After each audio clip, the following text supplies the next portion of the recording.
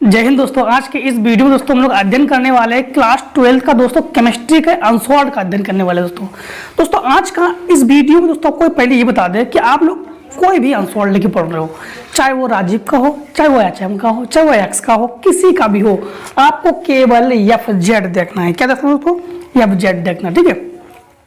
तो 2021 का सेट दोस्तों जो स्टार्ट करने वाला दोस्तों, आपको लग रहा है कि बहुत कम समय में स्टार्ट किया हम लोगों ने, नहीं स्टार्ट किया है दोस्तों। ध्यान देना कि पेपर से पहले आपको मैं 2021 2020 दोनों का सेट करवा दूंगा, ठीक है दोस्तों। आपको कोई भी डरने वाली बात नहीं है। लेकिन अगर आपको वीडियो अच्छा लगे तो आप कमेंट में जरूर डालना, जिससे मोटिवेशन मिलता रहेगा तो मैं वीडियो बनाता रहूँगा। अगर मुझे मोटिवेशन मिलता नहीं रहेगा, अगर मुझे मोटिवेशन मिलेगा नहीं, तो फिर मैं वीडियो बनाने में मुझे भी थोड़ा सा कम इंटरेस्ट होगा कि वीडियो बनाने में, ठीक है दोस्तों। तो इस प्रकार से आप लोगों ने फिजिक्स में बहुत सारा कमेंट आया था कि सर जी फिजिक्स में भी आंसर बनाइए। तो फिजिक्स का हमने 2021 है उसको खत्म कर दिया है, अब 2020 को खत्म कर रहे हैं, ठीक है। तो हम लोग केमिस्ट्री में भी उतना ही प्यार दीजिएगा, जिससे कि केमिस्ट्री का भी हम सेट खत्म कर देंगे, ठीक। अब देखिए हमारे पास जो केमिस्ट्री का पहला क्वेश्चन है, केमिस्ट्री का पहला क्वेश्चन है कि धात्विक आबंध प्रदर्शित करता है। लिखा है आपके पास SiC यानी SiC सिलिकॉन कार्बाइड, फिर मैग्नीशियम, फिर हीरा यानी C और फिर ग्रेफाइट। हम लोग जानते हैं धात्विक में धातु, तो सिलिकॉन कार्बाइड, मैग्नीशियम, तो मैग्नीशियम ही धातु है इसमें। और एक चीज हमने आपको केमिस्ट्री जब पढ़ाया था, आपने बताया था कि यदि किसी धातु के यानी किसी भी तत्व के नाम के लास्ट में अगर यम आ जाए तो वो धातु है, तो मैग्नीशियम तो ये धातु है, ठीक। दूसरा क्वेश्चन, विलयन के ताप पर निर्भर करता है। तो विलयन के ताप पर कौन निर्भर करता है? नंबर 1 द्रव्यमान प्रतिशत, नंबर 2 मोल अंश, नंबर 3 मोललता और नंबर 4 मोलरता। आपको बता दें कि इसका जो राइट आंसर दोस्तों मोलरता। मोलरता जो है ये विलयन के ताप पर निर्भर करता है। इनमें से केवल मोलरता ही है जो विलयन के ताप पर निर्भर करता है। इसके बाद क्वेश्चन नंबर 1 का गा, प्रथम कोटि अभिक्रिया के वेग स्थिरांक की इकाई है। तो प्रथम कोटि अभिक्रिया के वेग स्थिरांक हमने जब केमिस्ट्री को पढ़ाया था तो सबको हम लोग बताया था कि किस प्रकार से हम लोग स्थिरांक यानी मात्रा को निकालते हैं। तो प्रथम कोटि का जो वेग स्थिरांक का जो मात्रक है ये होता है सेकेंड इनवर्स। क्या होता है दोस्तों? Second inverse. पहला ऑप्शन आपके पास सही है। इसके बाद आपके पास ये लिखा गया है RCHO टालेन परीक्षण पर बनता है। टालेन परीक्षण पर दोस्तों आपको बता दें कि टालेन परीक्षण पर RCH2OH बनता है। क्या बनता है? RCH2OH यानी जो आपके पास कार्बेल्डिहाइड, यानी R का मतलब क्या होता है? कार्बन, और CH का मतलब एल्डिहाइड। तो एल्डिहाइड के परीक्षण से, टालेन परीक्षण से क्या बनता है? एल्कोहल बनता है। तो एल्कोहल यहाँ पर कहाँ पर है? एल्कोहल यहाँ पर है RCH2OH, ठीक। तो आपके पास चौथा आंसर सही हो जाएगा। इसके बाद आपके पास क्वेश्चन में इंडिया नंबर 1 आ गया, R single bond NH2। R का मतलब क्या होता है? कार्बन होता है। और NH2 का मतलब क्या हो गया? ये हो गया एनिलीन हो गया, ठीक। तथा HNO2 की क्रिया से बनता है। तो दोस्तों बता दें कि हमेशा ध्यान रखना कि एनिलीन अगर हाइड्रोजन नाइट्रेट की क्रिया करता है तो एल्कोहल बनता है। अभी हमने कहा था इससे पहले भी एल्डिहाइड क्रिया करेगा तब भी आपके पास एल्कोहल बनेगा, और अगर HNO2 के साथ क्रिया करेगा तब भी आपके पास क्या बनेगा? ROH ही बनेगा, ठीक। इसके बाद आपके पास 4 नंबर, ग्लूकोज के एल्डिहाइडिक समूह की उपस्थिति दर्शाता है। दोस्तों आपको बता दें कि एल्डिहाइड की परीक्षण के लिए हम लोग सिप परीक्षण करते हैं। किसका परीक्षण करते हैं? सिप परीक्षण। अगर हम लोगों को टालेन परीक्षण पर हम लोग एल्कोहल यानी एल्कोहल का परीक्षण में टालेन करते हैं, और एल्डिहाइड में हम लोग क्या करते हैं? सिप परीक्षण। हालांकि टालेन परीक्षण में दिया गया है, टालेन परीक्षण हम लोग सही कर सकते थे, लेकिन एल्कोहल वाले में टालेन करेंगे और एल्डिहाइड वाले में हम लोग क्या करेंगे? सिप परीक्षण, ठीक। ये हो गया आपके पास राइट आंसर। इसके बाद दूसरे का में ये कहा गया है कि सिल्वर CCP का मतलब होता है BCC यानी FCC, CCP का मतलब होता है FCC यानी face centred cubic unit cell, ठीक है। जालक बनाता है, CCP जालक बनाता है। तो अब CCP जालक बनाता है, CCP किस प्रकार से जालक बनाता है? CCP क्रिस्टल जालक बनाता है, त्रिविमी जालक बनाता है, क्रिस्टल का त्रिविमी जालक बनाता है। CCP क्या करता है? क्रिस्टल का त्रिविमी जालक बनाता है। इसकी एक कोष्ठिका के कोर की लंबाई इतना है, यानी 408.6 यानी पिकोमीटर है। सिल्वर के घनत्व की गणना करना है। सबसे पहले दोस्तों आपको बता दें कि घनत्व के लिए फार्मूला क्या होता है। तो बोर्ड एग्जाम में आपको कैसे लिखना है, आपको हर बार हमने फिजिक्स में बताया था आपको, और केमिस्ट्री में भी बता रहे हैं, और हम लोग मैप में भी आपको बताया है। सबसे पहले आप लोग क्या लिखोगे, उत्तर 2 का लिखोगे, हेडिंग वाले में हेडिंग लिखोगे और न्यूमेरिकल्स वाले में हल करोगे। सबसे पहले सीसीपी चालक बनाता है इसकी एका कोष्ठिका के कोर की लंबाई। तो दोस्तों कोर की लंबाई को लिखते हैं हम लोग ए से। कोर की लंबाई किस लिखते हैं हम लोग ए से। ए बराबर हो गया 408.6 पिकोमीटर। इसको हम लोग मीटर में कन्वर्ट करेंगे तो हो जाएगा 4.086 इंटू 10 की घात -8 मीटर में हो गया। ठीक है, पिकोमीटर को हम लोगों ने किस में बदल लिया, मीटर में बदल लिया। इसके बाद हमारे पास सिल्वर के घनत्व, घनत्व के लिए हमारे पास फार्मूला होता है, यानी डी होता है। डी हमसे पूछ रहा है। अब घनत्व का फार्मूला दोस्तों क्या होता है, आपको बता दे कि घनत्व का फार्मूला डी बराबर होता है, डी बराबर जेड इंटू यम। क्या होता है, जेड इंटू यम बटे ए क्यूब इंटू एन ए। जहां पर दोस्तों जेड जो होता है परमाणु क्रमांक होता है, नहीं क्रमांक होता है, संख्या होता है। ये यम क्या होता है, यम जो हमारे पास जो भी भार दिया गया है, यहाँ पर परमाणु भार दिया गया है तो परमाणु भार हमारे पास दिया गया है। देखो यम बराबर हमारे पास कितना हो जाएगा, यम बराबर हमारे पास हो जाएगा 107.9 यानी AMU यानी एटमॉस्फेयर यानी एटॉमिक मास ऑफ यूनिट, यानी यू का मतलब होता है एटॉमिक मास ऑफ यूनिट। ये हमारे पास दिया गया है, लिखा साइड में क्वेश्चन लिखा है Hg का परमाणु भार 107.9 यू। इसके बाद हमारे पास जेड चाहिए, तो जेड का मान कितना होता है, ध्यान देना कि जेड का मान 4 होता है, क्योंकि 20 यानी एफसीसी की जो अभी यानी परमाणु की जो संख्या होती है, परमाणु की संख्या कितनी होती है, 4 होती है। ठीक है, और हमारे पास और कुछ मान चाहिए। अब ध्यान देना ए का मान तुम्हारे पास है, तो डी बराबर हम लोग रखेंगे, तो जेड का मान हमारे पास कितना है, 4 है।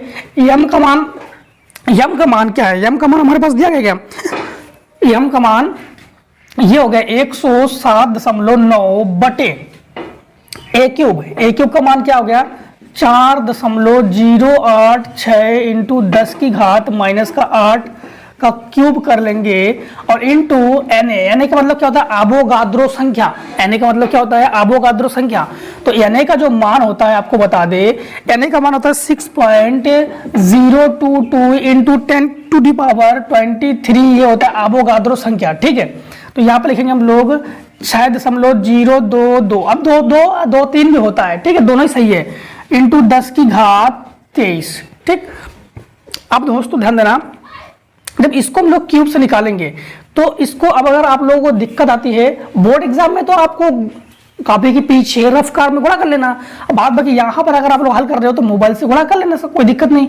इसका इसमें गुणा कर लो पहले, 9 चौको 36, 9 चौको 36 बचा कितना हमारे पास 3, 7 चौक 28 और 3 हो गया 31, 4 एकम 4। ठीक है, 9 चौको 36 बचा 3, 7 चौक 28, 3 31 बचा कुछ नहीं, 4 एकम 4 बटे, यहाँ पर दोस्तों इसको तो लिखेंगे हम लोग 8 त्रिका 24 और इंटू 6.022 इंटू 10 की घात 23। इसका दोस्तों जब हम लोग क्यूब निकालेंगे तो कितना आएगा हमारे पास यानी क्यूब निकालने पर 68.26 आ जाएगा। ठीक है, अब ध्यान देना यहाँ पर क्या, ऐसे भी बोर्ड एग्जाम आप लोग देख सकते हो कि यहाँ पर क्या आ जाएगा, 4 का क्यूब होता है 4 चौको 16 चौको 64 और 64 लगभग यहाँ पे 86 है ना, तो लगभग 68-69 के आसपास आएगा, ये तुम समझ सकते हो। जब इसको दोस्तों हम लोग हल करेंगे तो इसमें तो हम जानते हैं गुणा में घातें जुड़ती है, उसके अनुसार माइनस का 1 बचेगा, इसका आप लोग गुणा कर लेना, इसका इसमें गुणा करके फिर इसका इसमें भाग लगा देना। तो भाग लगाने पर दोस्तों आपके पास जो राइट आंसर है, राइट आंसर आपके पास आ जाएगा 10 यानी आपके पास हो जाएगा 10.5 ग्राम प्रति सेंटीमीटर क्यूब। ये दोस्तों आपके पास राइट आंसर आ जाएगा। कैसे आएगा, इससे इसको घटाना क्योंकि माइनस का 1 बचेगा, इससे इसको गुणा कर लेना, जितना भी आंसर आ जाए उसमें इसका भाग लगा देना। लेकिन इसको ख्याल रखना कि 10 माइनस 1 बचेगा, उसको ऊपर ले जाओगे तो प्लस का हो जाएगा, उसको ख्याल रख के उसको हल करना। ठीक, इसके बाद दोस्तों आपके पास क्वेश्चन नंबर 2 का खा, तो आपको लिखना पड़ेगा उत्तर 2 का खा। क्या लिखोगे आप लोग, उत्तर 2 का खा लिखोगे। उत्तर 2 का खा में क्या क्या दिया गया, उत्तर 2 का खा में दिया गया है कि 1.40 ग्राम प्रति मिलीलीटर एवं भार आयतन के अनुसार 25% H2SO4 की 1 लीटर बिलियन में मोललता ज्ञात कीजिए। तो सबसे पहले आपको बता दें कि 25% W/V मतलब भार बटे आयतन, ये लिखा गया है, का का अर्थ है 100 ग्राम बिलियन में, 100 ग्राम बिलियन में। इसका अर्थ क्या है कि 100 ग्राम बिलियन में 25 ग्राम बिले है। 100 ग्राम बिलियन में क्या है? 25 ग्राम बिले है। 100 ग्राम बिलियन में क्या है? 25 ग्राम बिले हैं, यानी 25 ग्राम बिले का मतलब 25 ग्राम H2SO4 है। अब यहाँ पर ध्यान देना दोस्तों कि यहाँ पर हमारे पास क्या दिया गया है? 1.40 ग्राम प्रति लीटर, 1.4 यानी ग्राम प्रति लीटर ये दिया गया है। तो इसके बाद हमारे पास, तो इसको सबसे पहले जो 25 दिया गया इसको लिख लो, इसको लिख लो स्मॉल w बराबर भार है ना, तो ये होगा 25 ग्राम भार हो गया। इसके बाद आपके पास और कुछ दिया गया है 1.40 ग्राम प्रति लीटर, तो इसको हम लोग जब यम में कन्वर्ट करेंगे, तो जब यम में कन्वर्ट करेंगे तो क्या हो जाएगा हमारे पास? यम का मतलब हो गया द्रव्यमान, तो द्रव्यमान में जब कन्वर्ट करेंगे तो ये हमारे पास हो जाएगा कि 100 ml में है ये, तो 1.40 इंटू 100 हो जाएगा। तो ये हमारा ग्राम में कन्वर्ट कर लिया हम लोगों ने, दशमलव हटाया, 2 जीरो बढ़ाया, 100 से 100 कैंसिल हो गया, तो यम बराबर आ गया 140 ग्राम। ठीक है, ये तो हो गया द्रव्यमान, ये क्या हो गया? द्रव्यमान हो गया। अब हम लोग विलायक निकालना चाहिए हमें, क्या निकालना है? विलायक। तो विलायक को लिखते हैं कैपिटल W से, तो विलायक तो हमें निकालना पड़ेगा। तो विलायक का भार क्या हो जाएगा? यानी विलायक कैपिटल W बराबर ये हो जाएगा हमारे पास 140 है, 140 द्रव्यमान है। 140 द्रव्यमान में हम लोग सबसे पहले यहां पर ध्यान देना, द्रव्यमान बराबर फार्मूला कौन सा यूज किया हम लोगों ने? द्रव्यमान बराबर आयतन इंटू घनत्व यूज किया है। द्रव्यमान को हम लोगों ने यम से लिखा, आयतन को 1.40 से, और घनत्व हमारे पास क्या है? 100 है। उस फार्मूले से हमारे पास यहाँ पर यम ज्ञात हुआ है। अब विलायक जब हम निकालेंगे, तो जब विलायक निकालेंगे तो हम लोग क्या क्या करेंगे? 140 से हम लोग कितना घटा देंगे? 25 घटा देंगे, 25 ग्राम। तो हमारे पास कैपिटल W का मान क्या आ जाएगा? कैपिटल W का मान आ जाएगा 10 से 5 बचा, और इसके बाद 1 बचा, इसको 1 बचा, 115 ग्राम।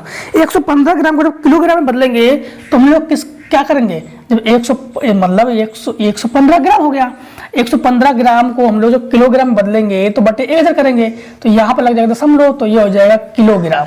ये क्या हो जाएगा हमारे पास? किलोग्राम हो जाएगा। ठीक है, इसके बाद हमसे मोलरता पूछा गया है, तो मोलरता यानी मोललता, तो मोललता का फार्मूला क्या होता है? सबसे पहले आपको मोललता बराबर फार्मूला बता दें कि मोललता बराबर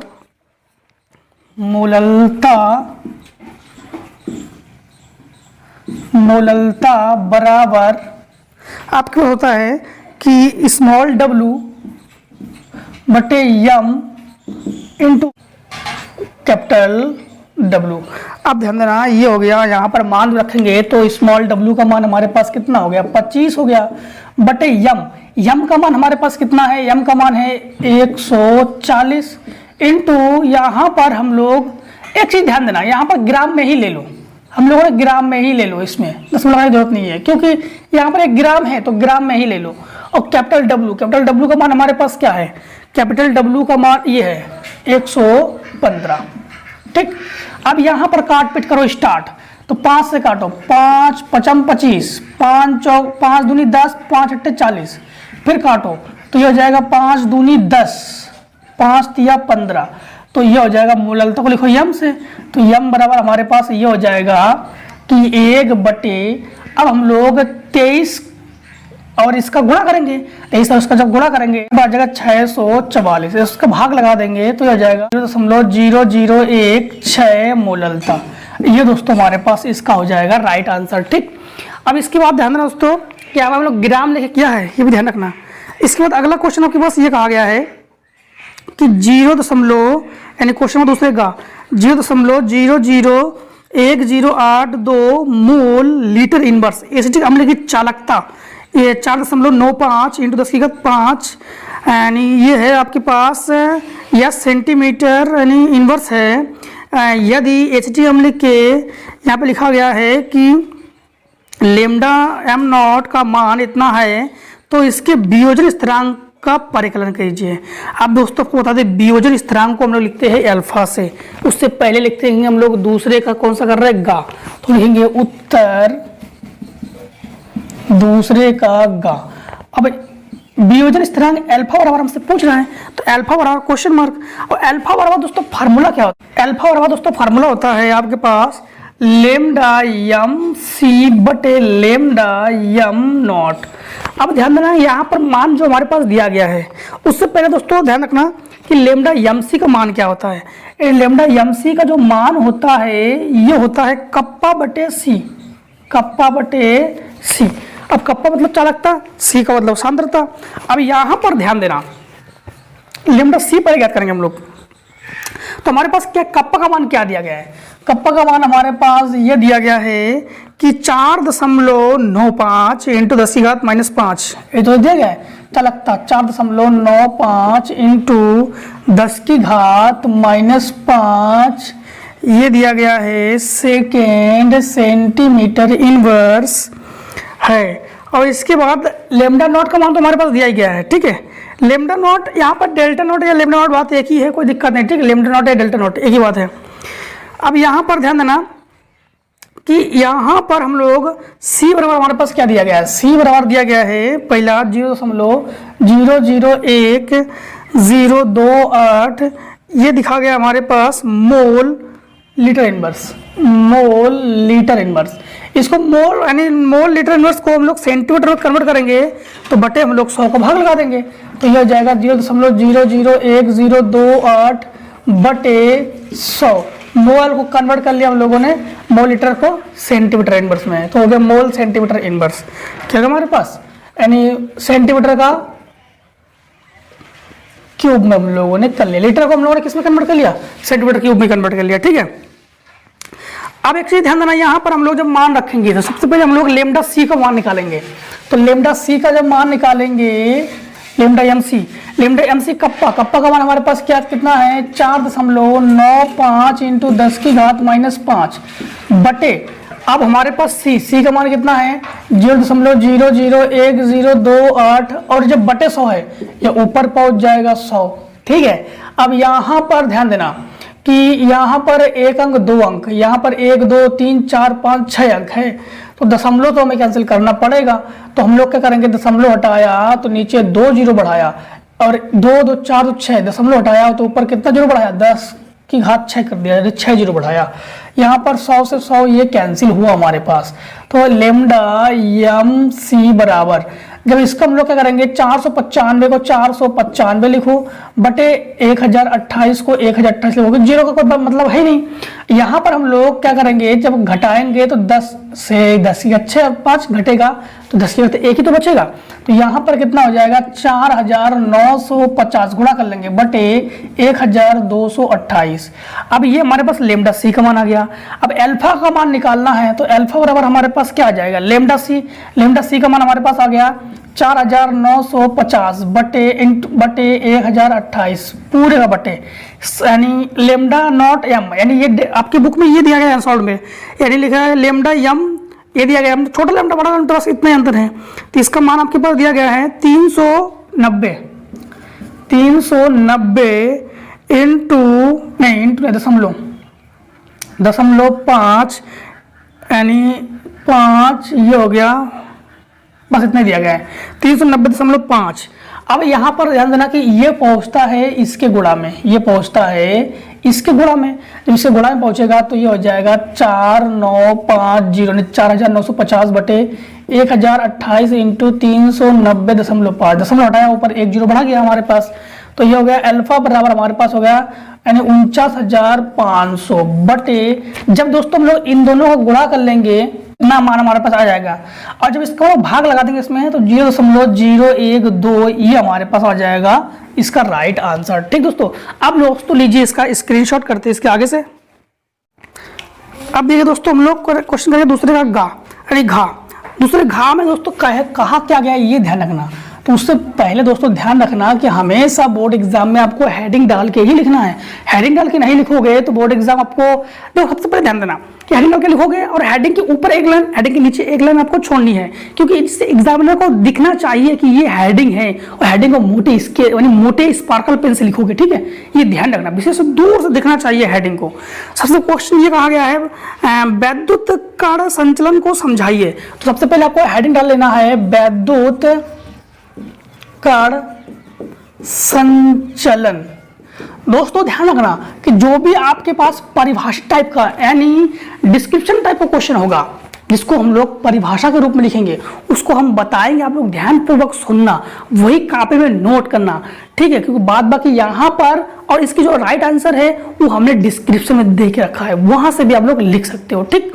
सबसे पहले क्वेश्चन क्या गया, वैद्युत कण संचलन, वैद्युत कण का संचलन होना यानी चलना, यानी दोस्तों कहने का अर्थ यह है कि वैद्युत क्षेत्र में कोई भी कोलाइडी विलयन के जो कण होते हैं वो इलेक्ट्रोड की ओर गतिमान होना वैद्युत कण संचलन कहलाता है। वैद्युत क्षेत्र में कोलाइडी विलयन के कण इलेक्ट्रोड की ओर गतिमान होते हैं, वैद्युत कण संचलन कहलाते हैं। क्लियर हो गया? अब ध्यान देना, इसके बाद आपके पास तीसरे का में क्या कहा गया है कि सीसीपी का मतलब होता है एफसीसी, ठीक है, जालक की संकुलन क्षमता की गणना कीजिए। सीसीपी जालक की संकुलन क्षमता एचसीपी जालक से किस प्रकार से भिन्न है। दोस्तों ध्यान देना कि दोनों की संकुलन क्षमता समान होते हैं, क्योंकि इन्होंने कहा किस प्रकार से भिन्न है, तो जो एचसीपी है और सीसीपी है दोनों की संकुलन क्षमता समान प्रकार की होती है, समान प्रकार की दक्षता से ही संकुलन क्षमता समान ही होते हैं। और सीसीपी की संकुलन क्षमता में जो ज्ञात करेंगे तो सबसे पहले लिखेंगे हम लोग उत्तर 3 का। अब सीसीपी की संकुलन क्षमता, ये हेडिंग डाल लेनी है, ठीक है। इसके बाद सीसीपी मतलब ये किसका रूप है, ये बीएफसीसी का रूप है, face centred cubic unit cell, यानी यहाँ पर अवयवी कण कोनों के अतिरिक्त एक सेंटर पर भी होते हैं, यानी फेस पर, मतलब ये जैसे आपके पास ये हो गया आपके पास अवयवी कण, जैसे मान लो कि सबसे पहले परमाणु बनाते हैं एक, ये बनाया हमने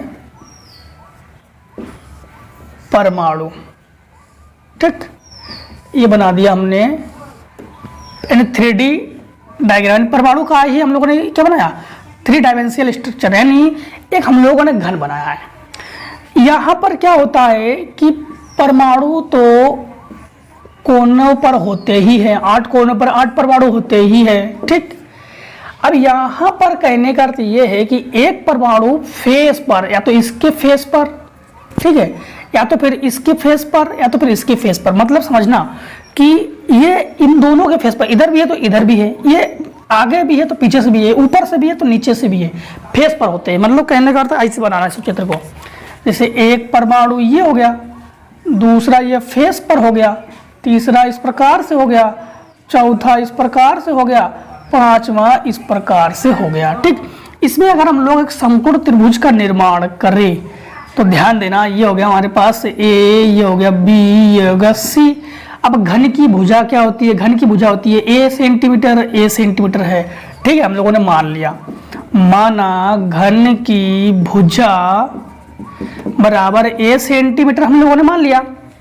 हमें पहले एसी की लंबाई ज्ञात करना है, तो पाइथागोरस के प्रमेय से क्या होगा, कर्ण का वर्ग बराबर लंब का वर्ग प्लस आधार का वर्ग, ठीक, ये हो गया इसी का वर्ग, कर्ण और लंब दोनों यही है, ठीक है, यानी कर्ण एसी हो गया, लंब ये हो गया, आधार ये हो गया, तो एसी का वर्ग बराबर हो जाएगा 2a का वर्ग, एसी का स्क्वायर हटेगा तो रूट चढ़ेगा, तो एसी का वर्ग बराबर हो जाएगा √2a का वर्ग, रूट से वही निकलेगा जो किसी का वर्ग है, तो ये हो जाएगा a√2। यहाँ से टोटल का मान हो गया a√2। हम लोग जानते हैं वृत्त की क्या है, ये वृत्त में तो है, तो वृत्त की यहाँ से यहाँ तक वृत्त की हो गई त्रिज्या, यहाँ से यहाँ तक हो गया त्रिज्या, यहाँ से यहाँ गया त्रिज्या, यहाँ से यहाँ तक हो गया त्रिज्या, ये वृत्त की त्रिज्या हो गई है। तो कितने आर हो गए, 2 2 4 आर, यानी 4 आर बराबर हमारे पास एसी का मान क्या हो गया, एसी का मान यहाँ पे लिख दो कि ये एसी का मान है, ठीक है, एसी बराबर यानी a√2, ठीक। तो A4 आर बराबर a√2, तो आर बराबर क्या हो जाएगा a√2/4। अब हमें क्या ज्ञात करनी है, संकुलन क्षमता।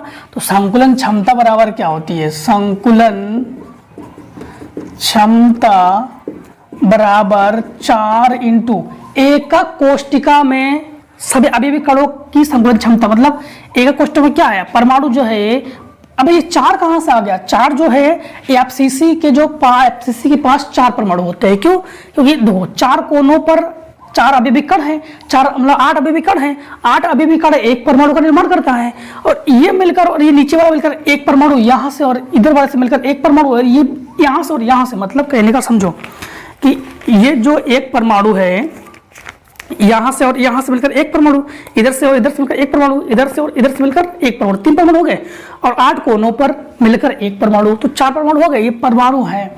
और गोले का आयतन क्या होता है, 4/3 पाई r क्यूब बटे कुल आयतन, कुल आयतन का मतलब घन का आयतन, तो घन का आयतन क्या होता है, भुजाघात 3। ठीक दोस्तों, ध्यान रखना, अनसॉल्व्ड की तैयारी कर रहे हैं दोस्तों, ठीक है दोस्तों, हम लोग अनसॉल्व्ड की तैयारी कर रहे हैं, बोर्ड एग्जाम की तैयारी कर रहे हैं, हम लोग सिलेबस में डीपली पढ़ चुके हैं, इसमें हम लोगों ने आपके वीडियो बना के भी रखा है, उसमें डीपली पढ़ा है, लेकिन यहाँ पर हम लोग अनसॉल्व्ड के हिसाब से ही पढ़ रहे हैं। ठीक, थोड़ा समझने की कोशिश करना है आपको।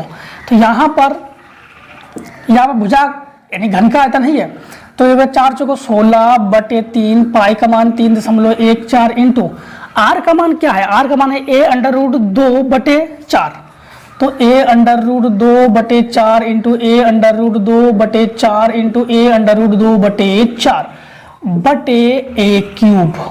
ठीक, अब ये हो जाए, कुछ मान कटने वाला है क्या, ये कट जाएगा, 4 चौको 16, 4 एकम 4, ये कट गया, और कुछ कटेगा क्या, देखो यहाँ पर और तो कुछ कटने वाला है नहीं, तो ये हो जाएगा 3.14 इंटू ए और ए हो गया a क्यूब इंटू 2 एकम 2√2 हो गया 2√2 बटे 3 into 4, 3 into 4 into a cube से a क्यूब ये कैंसिल हुआ, ये काटो 2 दूनी 4। ठीक, अब हमारे पास यहाँ पर काटो तो हो जाएगा 2 एकम 2 दशमलव लगाया 0 बढ़ा 2 5 10 2 7 14।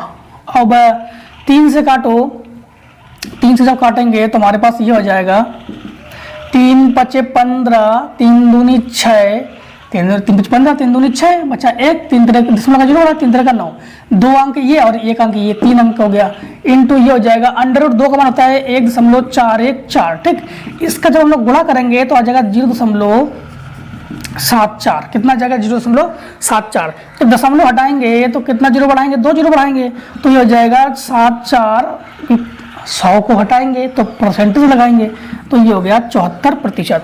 तो यहाँ पर जो भरा हुआ है संकुलन क्षमता का मतलब भरा स्थान, कितना हिस्सा भरा हुआ है, 74% भरा हुआ है, और आपके पास 36% जो है वो यानी 26% जो है वो खाली है। ठीक, ये ध्यान रखना है।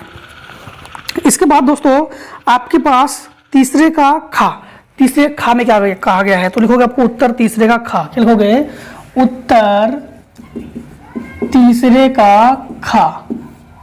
तो दोस्तों तीसरे का खा में हमसे ये कहा गया है कि XeF4 तथा XeF6 बनाने का रासायनिक समीकरण लिखिए। XeF4, तो XeF4 जब बनाएंगे, सबसे पहले हम लोग XeF4 जब बनाएंगे, अब दोस्तों ध्यान देना कि C या E, अगर C है तो C लिख देना, E है तो E लिख देना, कोई दिक्कत नहीं, यहाँ पर C और E है यहाँ पर। ठीक है, XeF4। अब यहाँ पर ध्यान देना कि आपके मॉडल में, हमारे इस मॉडल में तो XC लिखा गया है, जो कि हमें हमारे ये मिस्टेक है, XE होगा। ठीक है, तो इसको बनाएंगे तो कैसे बनाएंगे, Xe प्लस F2, इसमें हम लोग क्या कर देंगे, विद्युत विसर्जन कर देंगे। जब विद्युत का विसर्जन करेंगे तो हमारे पास क्या बन जाएगा, XeF4 बनेगा। अब बैलेंस करने के लिए यहाँ पर F4 है, 2 का गुणा कर लो तो F4 हो जाएगा। और दूसरा हमारे पास जब हम लोग XeF6 बनाएंगे तो XeF6 बनाने के लिए हम लोग क्या करेंगे, Ni नलिका से बनाएंगे। क्या बनाएंगे, Ni नलिका से, तो बनाएगा XeF6। तो यहाँ पर हम लोग, यहाँ पर ध्यान देना, यहाँ पर XeF2 से बनाएंगे तो यहाँ पर 3 का गुणा कर लेंगे तो हो जाएगा XeF6। तो ये हो गया इसका रासायनिक समीकरण। ठीक है, इसके बाद दोस्तों हमसे क्वेश्चन में ये कहा गया तीसरे गा में हमसे ये कहा गया है, तो लिखेंगे उत्तर तीसरे गा, उत्तर तीसरे का गा, तीसरे गा में दोस्तों हमसे ये कहा गया है कि K3 पहला K3 सांद्र ब्रैकेट Cr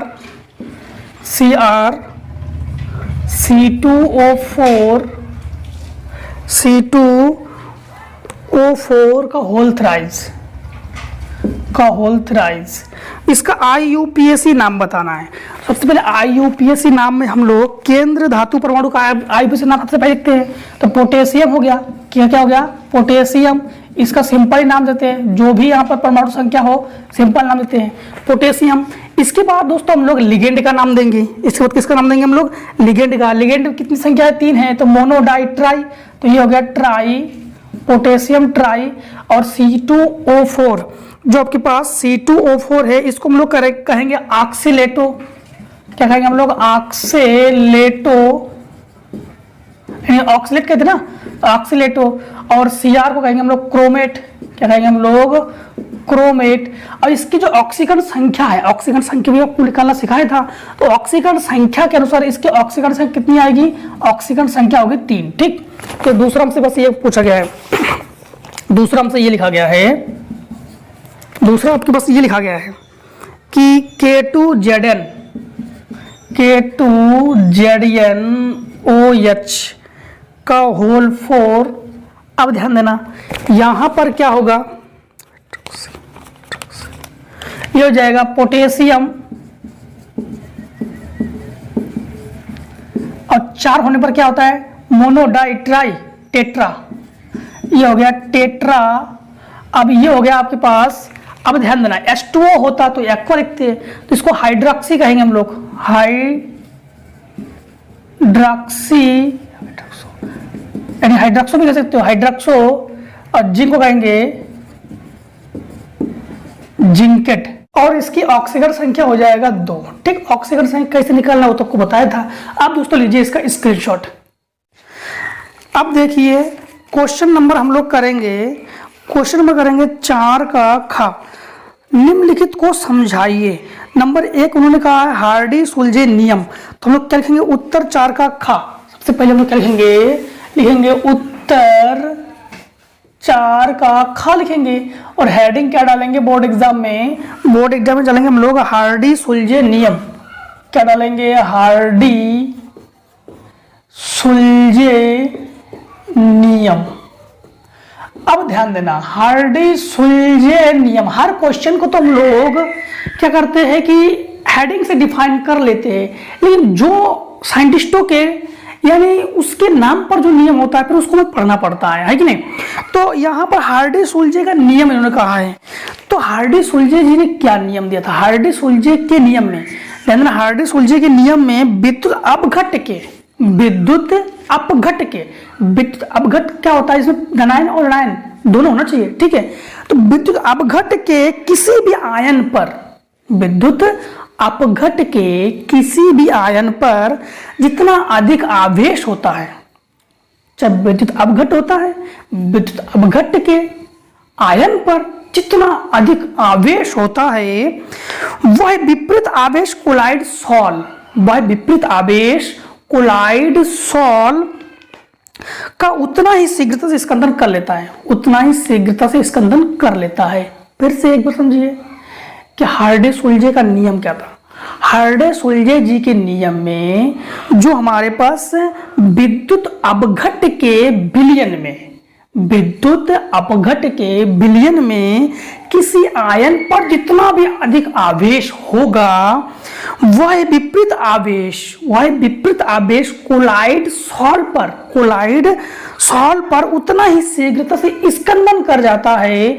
इसे हार्डी सुलझे का नियम कहते हैं। ठीक है, अगर आपको नहीं समझ में आ रहा है तो वीडियो पॉज करके सुन कर आप लोग कॉपी में नोट बना लीजिएगा। ठीक, इसका दूसरा आपको टिंडल प्रभाव, ये तो पहला था हार्डी सुलझे और दूसरा क्या है, टिंडल प्रभाव हेडिंग डाल लेना है। अब टिंडल प्रभाव किसे कहते हैं, ध्यान देना, टिंडल प्रभाव में टिंडल जी ने किस प्रकार से प्रभाव किया था। जैसे कोई अंधेरा यानी बंद कमरा हो और बंद कमरे में अंधेरा हो और कोई एक छोटा सा छिद्र ले लो, ठीक है, छोटा सा एक छिद्र ले लो तो वहां पर जो एक वर्णी प्रकाश आपको दिखाई पड़ता है, एक वर्णी प्रकाश, तो वो जो एक वर्णी प्रकाश है वो हमारा क्या कहलाता है, टिंडल प्रभाव। इसी प्रकार जब टिंडल जी ने प्रैक्टिकल किया था, तो टिंडल जी ने प्रैक्टिकल किया था तो उन्होंने किस प्रकार प्रैक्टिकल किया था कि एक अंधेरा बंद कमरा लिया, उस बंद कमरे में उन्होंने एक पात्र में पानी लिया, उसमें जब प्रकाश को आपतित कराया तो प्रकाश उन्होंने देखा शंकु के आकार का होता है, उसे उन्होंने क्या नाम दिया, टिंडल प्रभाव नाम दिया। ठीक, तो बंद कमरे में सिंपल शब्दों में जैसे आप लोग देखा होगा कि कोई बंद कमरा हो, एक प्रकाश जब एक कोई छेद हो उससे प्रकाश जो आता है उसे हम लोग टिंडल प्रभाव कहते हैं। ठीक है, प्रकाश के कण दिखाई पड़ते हैं, उस कण को कोलाइडी कण भी हम लोग कहते हैं। ठीक है, इसके बाद दोस्तों हम लोगों ने चार का खा भी पढ़ लिया है, हम लोग चार का खा नहीं पढ़ा है, चार का छूट गया है, चलो कोई दिक्कत नहीं, क्वेश्चन नहीं छूटेगा एक भी। चार का खा छूट गया है, चार का यानी खा हो गया है, का छोड़ गया है। का देखिए सबसे पहले तो हम लोग लिखेंगे उत्तर चार का। अब देखो इससे हमें एक चीज और ध्यान रखना, जैसे बोर्ड एग्जाम में हम लोग क्या करेंगे, जैसे बाई चांस हमें चार का आ नहीं रहा है, ठीक, और चार का खा आ रहा है, तो खा को पहले कर दो, फिर बाद में अगर दिमाग में चार का आ जाए तो का करो, लेकिन लिखना पड़ेगा आपको। क्या लिखोगे, उत्तर चार का। क्या लिखोगे कि उत्तर चार का। ठीक है, तो सबसे पहले यहां पर लिखोगे उत्तर डालोगे, चार का डालोगे। अब इसमें चार का में क्या कहा गया है, कहा गया है एक सेल में 0.2 मोल लीटर इनवर्स KCl। तो मोल लीटर इनवर्स ये क्या होता है, ये विलयन की सांद्रता होती है, तो विलयन की सांद्रता तो लिखते हैं C से, C बराबर हो गया 0.02 मोल लीटर इनवर्स। ठीक है, और इसके बाद यहां पर इन्होंने ये कहा है कि सेल का प्रतिरोध 520 ओम है। सेल का प्रतिरोध यानी R बराबर ये हो जाएगा 520 ओम। R बराबर क्या हो गया, 520 ओम। ठीक है, इसके बाद इन्होंने ये कहा गया है कि विलयन की मोलर चालकता, मोलर चालकता यानी लेमडा यम, लेमडा यम को ऐसे लिखो, मोलर चालकता, ठीक है, इस प्रकार से लिखो, लेमडा यम बराबर हमारे पास पूछ रहा है लेमडा यम। ठीक, तो इसमें दिया गया सेल स्थिरांक, हमारे पास दिया गया आपके पास सेल स्थिरांक। सेल स्थिरांक कितना दिया गया है, सेल स्थिरांक दिया गया है आपके पास यानी 1.29 सेंटीमीटर इनवर्स, सेंटीमीटर इनवर्स। अब ध्यान देना यहां पर लेमडा यम बराबर फार्मूला क्या होता है, लेमडा यम बराबर चालकता की लेमडा यम, लेमडा यम सी मतलब कंडक्टिविटी यानी चालकता। ठीक है, ये फार्मूला क्या होता है, कप्पा बटे सी। कप्पा क्या है, चालकता, और सी क्या है, सांद्रता। यहां पर लेमडा यम यानी सबसे पहले हम लोग सेल स्थिरांक का फार्मूला जानते हैं कि सेल स्थिरांक बराबर होता है चालकता इनटू प्रतिरोध।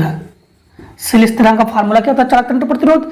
सेल स्थिरांक की जगह 1.29, ठीक है, और बराबर चालकता, चालकता की जगह हम लोग क्या लिखेंगे, चालकता हमारे पास है क्या, चालकता नहीं है। ठीक है, तो चालकता कप्पा इनटू प्रतिरोध, प्रतिरोध का मान हमारे पास क्या दिया गया, 520, ये गुणा में है, इसके बटे में आ जाएगा, तो हो जाएगा कप्पा बराबर, कप्पा को कप्पा भी कह सकते हो, कापा भी कह सकते हो। ठीक है, तो ये जगह 1.29 बटे 520, दशमलव हट गया, 10 बढ़ गया, तो कप्पा बराबर ये हो जाएगा 129 बटे 5200।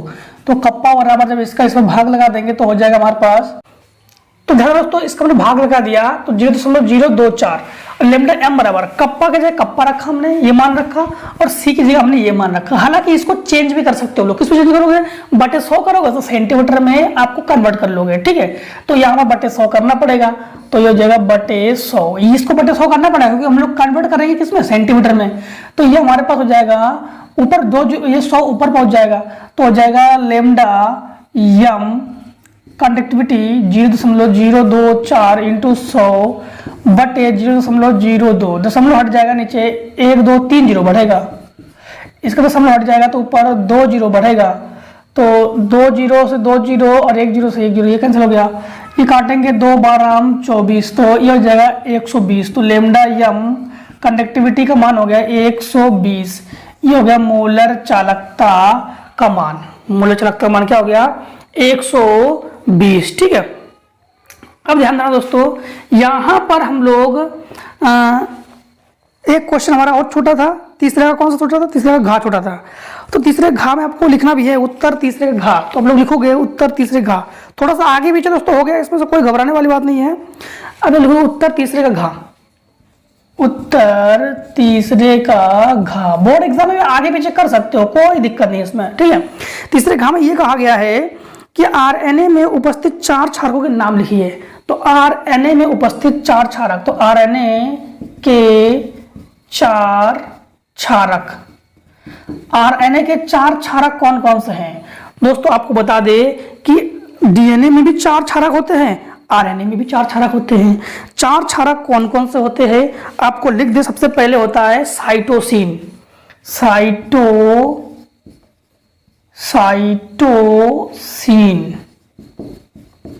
साइटोसिन को सी से दर्शाते हैं। इसके बाद दूसरा हमारे पास होता है, तो पहला क्या होता है? साइटोसिन, और दूसरा होता है थाइमीन, दूसरा होता है थाइमीन जिसको हम लोग टी से दर्शाते हैं। तीसरा होता है हमारे पास, यानी पहला होता है साइटोसिन, दूसरा होता है थाइमीन, तीसरा होता है एडेनिन, एडेनिन जिसको दर्शाते हैं हम लोग ए से, और चौथा होता है हमारे पास यूरेसिल, यूरेसिल जिसको दर्शाते हैं हम लोग यू से। अब डीएनए में 4 क्षारक होते हैं, उसमें केवल यूरेसिल की जगह ग्वानिन होता है। ठीक, ये ध्यान रखना, यूरेसिल की जगह ग्वानिन होता है डीएनए में। अब दोस्तों 4 का करेंगे हम लोग गा नंबर। 4 गा नंबर में ये कहा गया है कि एनिलीन के नाइट्रीकरण की विधि और अभिक्रिया का रासायनिक समीकरण लिखिए। तो सबसे पहले आप लोग हेडिंग डालोगे उत्तर 4 का गा। क्या डालोगे? उत्तर 4 का गा। तो हम डालेंगे उत्तर 4 का गा डाल लेते पहले, उत्तर 4 का गा। अब इसमें हेडिंग क्या डालोगे? हेडिंग डालोगे एनिलीन के नाइट्रीकरण। क्या डालोगे? एनिलीन के नाइट्रीकरण, एनिलीन के नाइट्रीकरण। अब एनिलीन के नाइट्रीकरण क्या है? सबसे पहले ध्यान देना, इसको हम लोग लिखते हैं, लिख के आपको बता देते हैं क्योंकि लिखना भी है। ठीक है, तो एनिलीन का ध्यान रखना, एनिलीन का सीधे नाइट्रीकरण नहीं करते हैं, सीधे नाइट्रीकरण नहीं करते हैं क्योंकि सांद्र HNO द्वारा, क्योंकि सांद्र HNO3 के द्वारा NH2 समूह का, NH2 समूह का ऑक्सीकरण हो जाता है, अतः ऑक्सीकरण हो जाता है, अतः नाइट्रीकरण करने से पहले, नाइट्रीकरण करने से पहले एसिटिलीकरण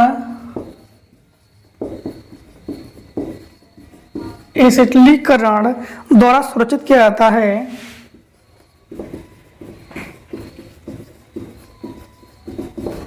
सुरक्षित किया जाता है। इसके बाद जल अपघटन करके, इसके बाद जल अपघटन करके संगत नाइट्रो एनिलीन प्राप्त होती है, संगत नाइट्रो एनिलीन प्राप्त होती है। ठीक, तो ध्यान देना हम लोगों ने क्या लिखा, एनिलीन का सीधे नाइट्रीकरण नहीं करते, कभी भी एनिलीन का सीधे नाइट्रीकरण नहीं करते, क्योंकि सांद्र HNO के द्वारा HNO3 के द्वारा NH2 समूह ऑक्सीकरण हो जाता है। NH2 समूह का क्या होता है, ऑक्सीकरण हो जाता है। ठीक है, अतः नाइट्रीकरण करने से पहले एसिटिलीकरण द्वारा सुरक्षित किया जाता है, इसके बाद जल अपघटन करके संगत नाइट्रो एनिलीन प्राप्त करते हैं। ठीक है, तो कैसे करेंगे देखिए, सबसे पहले हम लोग क्या लेते हैं, एनिलीन लेंगे। एनिलीन का फार्मूला क्या होता है, बेंजीन के साथ, यानी बेंजीन के साथ NH का होना एनिलीन होता है। सबसे पहले हम लोग लेंगे बेंजीन रिंग, तो ये हो गया हमारे पास, ये हो गया बेंजीन रिंग। ठीक, इसके साथ हम लोग NH2 लेंगे, ये हमारे पास क्या हो गया, एनिलीन हो गया। ये हमारे पास क्या हो गया, एनिलीन हो गया। प्लस हम लोग क्या करेंगे, सबसे पहले सीधा नाइट्रीकरण नहीं करते हैं, सांद्र NH2 का ऑक्सीकरण हो जाता है, अतः नाइट्रीकरण करने से पहले एसिटिलीकरण करते हैं इसका। तो एसिटिलीकरण करने से हम लोग क्या करेंगे, CH3COCl के साथ इसका हम लोग अभिक्रिया करेंगे, जिसके कारण हम लोग किसकी उपस्थिति के साथ करेंगे, हम लोग यानी मॉलिक्यूलर यानी HCl की मॉलिक्यूलर के साथ करेंगे, HCl मॉलिक्यूलर के साथ करेंगे हम लोग। जब HCl मॉलिक्यूलर के साथ करेंगे तो क्या बनेगा, ये तो बेंजीन तुम्हारे पास रहेगा ही। कौन सा बेंजीन, ये तुम्हारे पास रहेगा। अब NH2 किसके साथ क्रिया करना पसंद करेगा, तो ध्यान देना NH2, अब NH2 जो है यहाँ पर, यहाँ से ये हो गया माइनस का, तो NH2 सीधा सीधा इतने हिस्से के साथ क्रिया करेगा, तो हमारे पास यहाँ पर क्या बनेगा, यहाँ बनेगा NH2 CH3CO, क्या बनेगा, NH2 CH3CO या NH2 COCH3, ये बनेगा NH2 COCH3। इसका फिर से हम लोग अपघटन करेंगे, इसका फिर से हम लोग जब अपघटन करेंगे किसके साथ, या तो फिर HNO3 के उपस्थिति के साथ करो, या तो फिर H2SO4 की उपस्थिति के साथ इसका अभिक्रिया करो, जिसके दौरान ये क्या बनता है, ये बनेगा आपके पास बेंजीन रिंग तो रहेगा ही, बेंजीन रिंग रहेगा। ठीक, अब ध्यान देना किसकी उपस्थिति में क्रिया करवा रहे हैं, HNO3 या H2SO4, किसी एक के साथ, दोनों ही अम्ल है, दोनों ही गर्म है ना, दोनों ही अभिक्रिया को गर्म करते हैं, तो हमारे पास NH2 तो इसको रहना ही है, NH2। अब NH2 किसकी उत्प्रेरक कर रहा है, NH2CO CH3, ये तो हमारे पास है ऑलरेडी, इसकी उपस्थिति में जब क्रिया करेंगे तो हमारे पास यहाँ पर NO2 आ जाता है, यानी ये हो गया नाइट्रोबेंजीन, और ये तो हमारे पास बना ही है, वो पहले से था हमारे पास। यानी यहाँ से हुआ क्या, इसके साथ NO3 का NO2 इसके पैरा पे आके ऐड हो गया, क्या हो गया, इसके पैरा पे आके ऐड हो गया। इसको हम लोग नाइट्रो एनिलीन कहते हैं इसको हम लोग। ठीक है, इसको हम लोग कहते हैं नाइट्रो एनिलीन, यानी पैरा पे है तो पैरा नाइट्रो एनिलीन कहते हैं इसको हम लोग, पैरा नाइट्रो एनिलीन। अब इसका हम लोग क्या करते हैं, जल अपघटन करते हैं, इसका हम लोग क्या करते हैं, जल अपघटन करेंगे, जल अपघटन करेंगे। इसके दौरान क्या होगा, ये तो हमारे पास एनिलीन जो है ये तो रहेगा ही। ठीक है, यहाँ पर ऊपर हमारे पास क्या है, NH2COCH3, ये भी रहेगा। अब की बार NO2 जो है कहाँ पर आ जाएगा हमारे पास, अब की बार दोस्तों यहाँ पे ध्यान देना, यहाँ पर ये ऑर्थो होता है, ध्यान देना, इसका नाम एक बताते हैं, ये ऑर्थो, ये मेटा, ये पैरा। अगर यहाँ पर कोई ऑर्थो मेटा पैरा, इधर से ये मेटा पैरा, इधर से ये ऑर्थो मेटा पैरा, तो ये ऑर्थो पर है।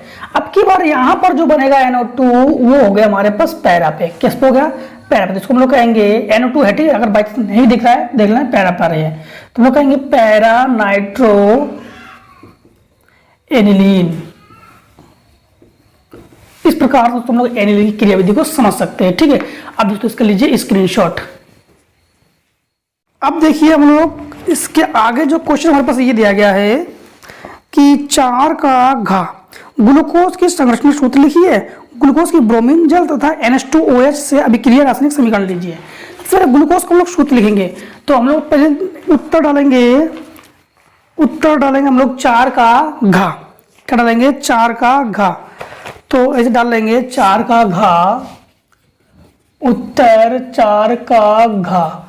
अब आओ हेडिंग डालना है ग्लूकोज की संरचना सूत्र। ग्लूकोज की संरचना सूत्र क्या होता है? सबसे पहले ये देखिए, जो ग्लूकोज की संरचना सूत्र है, ग्लूकोज की संरचना सूत्र में सबसे पहले ग्लूकोज का सूत्र क्या था? C6H12O6।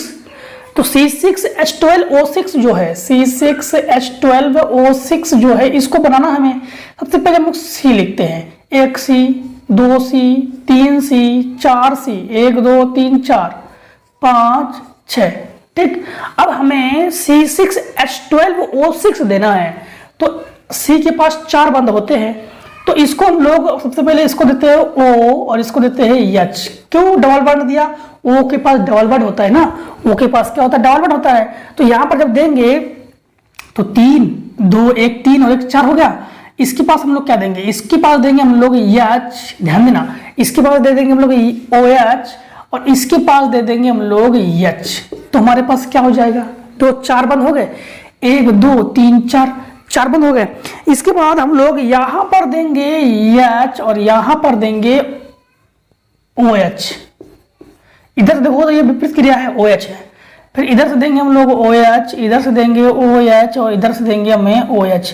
इधर हो गया हमारे पास H, इधर हो गया H और इधर हो गया H। ठीक, इधर 3 H और इधर 3 OH।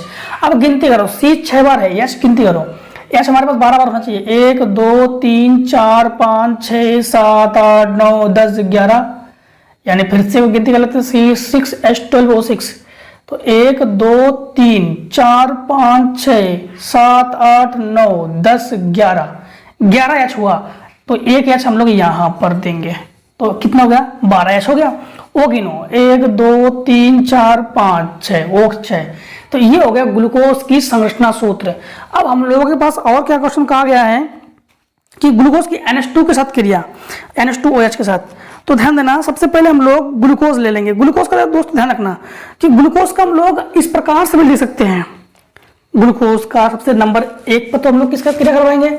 नंबर 1 NH2OH से क्रिया करवाएंगे हम लोग, NH2OH से क्रिया।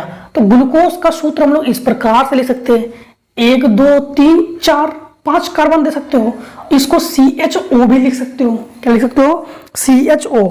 तो ध्यान देना, 1 carbon 2 carbon 3 carbon 4 carbon 5 carbon, यहां पर इसको लिख सकते हो CHO। CHO को हम लोगों ने इस प्रकार से डिवाइड करके लिखा था।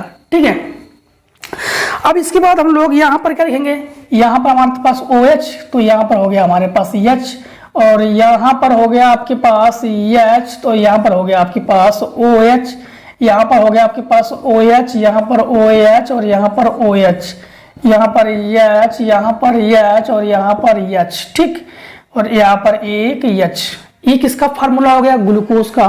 किसके साथ क्रिया करवाओगे, यानी किसकी उपस्थिति? क्या लिखा गया इसमें क्वेश्चन में? क्वेश्चन में ये लिखा गया था कि ग्लूकोज की ब्रोमीन जल और NH2 से, चलो ये दूसरा है, ये दूसरा है, चलो लिख गया है, दूसरा है। इसको हम लोग किसके क्रिया करवा रहे हैं? यानी NH2OH की उपस्थिति में इसको क्रिया करवाएंगे। जब NH2OH की उपस्थिति में जब क्रिया करवाएंगे तो क्या बनेगा? तो इसके दौरान ये बनेगा CH डबल बॉन्ड NOH। ठीक है, और इसके बाद सिंगल बॉन्ड आपको बनेगा CHOH का होल 4, और इसके बाद बनेगा सिंगल बॉन्ड CH2OH, जिसको हम लोग कहेंगे ग्लूकोज ऑक्सिम। इसको हम लोग कहेंगे ग्लूकोज ऑक्सिम। ये किसके दौरान बनेगा? जब NH2OH के साथ हम लोग क्रिया करवाएंगे। ठीक है, तो हमारे पास क्या बनेगा? अब ध्यान देना, यहाँ पर C आपके पास 6 बार है, तो 6 बार है यहाँ पर, तो 4 बार ये हो गया और 2 बार ये, 6 बार हो गया। अब H का गिनती करो तो H कितने बार हो जाएगा? सबकी गिनती करो, बराबर ही निकलेगा। यहाँ पर H कितने बार हो गया? H हो गया, ध्यान देना कि ये 2 4 दूनी 8 और एक 9, 9 2 10 और एक 11 और एक ये 12, और NOH इसका NOH आया है। ठीक है, क्योंकि यहाँ पर H2 का दौरान ये जो NOH है ना, यही यहाँ पर आकर किसके साथ जुड़ा है, इसके साथ जुड़ा है, CH के साथ आकर जुड़ा हो गया है। ठीक है, ये ध्यान रखना।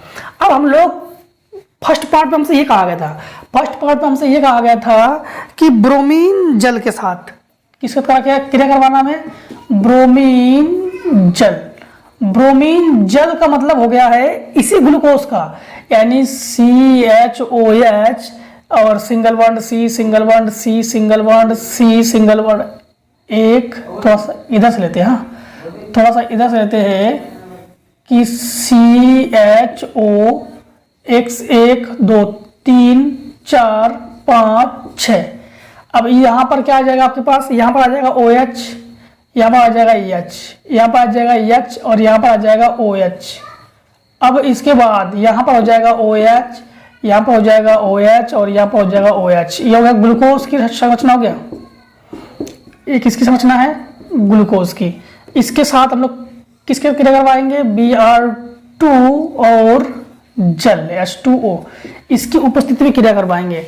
जब इसकी उपस्थिति में क्रिया करवाएंगे तो इसके दौरान क्या बनेगा, COOH, रिएक्शन के बाद क्या बनेगा, COOH। क्या बनेगा, COOH, क्योंकि पता है कि CHO और इसका OH आएगा तो COOH हो जाएगा।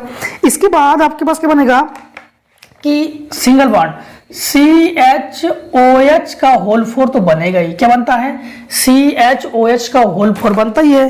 प्लस आपके पास क्या बनेगा, COOH। क्या बनेगा, COOH, ये बन जाएगा, जिसको हम लोग कहेंगे ग्लूकोनिक अम्ल। इसको हम लोग कहेंगे ग्लूकोनिक अम्ल। क्या कहेंगे हम लोग, ग्लूकोनिक अम्ल। ठीक है, अब दोस्तों इसका लीजिए स्क्रीनशॉट। इसके बाद मिलते हैं हम लोग नेक्स्ट वीडियो, तब तक जय हिंद जय भारत।